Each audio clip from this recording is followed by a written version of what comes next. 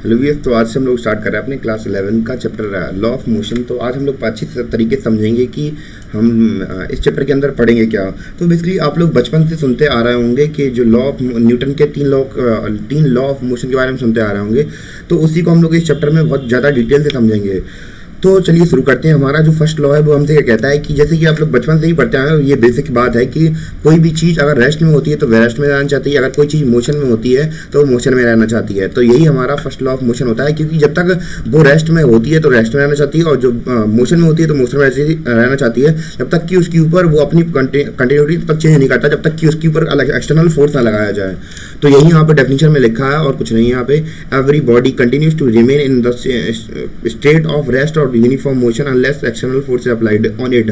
तो यही है कि जब तक हर बॉडी क्या करती है, अपने जो स्टेट है उसी में रहना चाहती है, चाहे वो रेस्ट में हो या मोशन में हो, जब तक कि उसके ऊपर से एक्सटर्नल फोर्स लगाया ना जाए। अगर कोई पार्टिकल क्या होता है, अगर कोई पार्टिकल मतलब रेस्ट में है तो रेस्ट में रहेगा, और मतलब कि अगर मोशन में है तो मोशन में रहेगा, जब तक कि उसके ऊपर से एक्सटर्नल फोर्स लगाया जाए।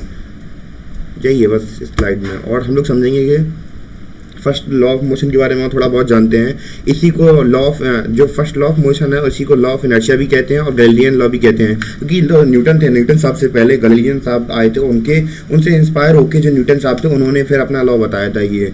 और फोर्स के बारे में समझते हैं कि अगर हम लोग बात करें एक्सटर्नल फोर्स की, जैसे कि बात कर रहा था यहाँ पे कि कोई हम लोग जब तक कि एक्सटर्नल फोर्स ना लगाएं तो जो किसी भी स्टेट को चेंज कर देता है, किसी भी बॉडी की स्टेट को चेंज कर देता है, वही क्या होता है, फोर्स होता है। तो यहाँ पे लिखा है the first law defines according to it device the used for the changing of it state of a body और पार्टिकल इज कॉल्ड फोर्स। तो भैया बेसिकली वही बात है, एक्सटर्नल फोर्स लग रहा है तो उसी को फोर्स बोलते हैं। इसकी वजह से वो अपनी बॉडी और स्टेट चेंज कर देते हैं कोई भी पार्टिकल्स। हम लोग बात करेंगे इनर्शिया के बारे में। तो इनर्शिया क्या होता है, बेसिकली एक तरीके से कहते हैं आलसपन होता है किसी भी चीज़ का, किसी भी ऑब्जेक्ट का, क्योंकि वो इनर्शिया नहीं चाहता है कि उसका जो स्टेट है या फिर वो कोई बॉडी अगर रेस्ट में है तो उसका जो इनर्शिया चाहिए वो रेस्ट में ही रहे, ना कि मोशन में आ जाए, या फिर अगर मोशन में हो तो वो चाहिए कि मोशन ही में रहे और स्टेट में ना आए।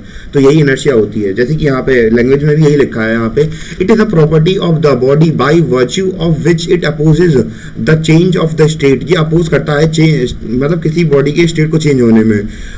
और inertia of a body is directly proportional to its mass. तो जो जितनी ज़्यादा मास होगा उतनी ज़्यादा इनर्शिया बढ़ता जाएगा। और इनर्शिया तीन प्रकार का होता है, इनर्शिया ऑफ रेस्ट और inertia of motion and inertia of direction.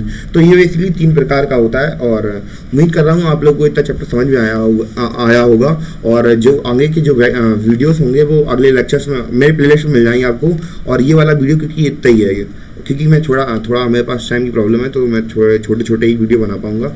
और बाकी ये वीडियोस प्लेलिस्ट में मिल जाएंगे इस चैप्टर के नाम से, जैसे कि इसका नाम है लॉ ऑफ मोशन, तो उसमें आपको मिल जाएंगे जाके चैप्टर्स, तो आप लोग जाके चेकआउट कर सकते हैं। और तब तक के लिए धन्यवाद।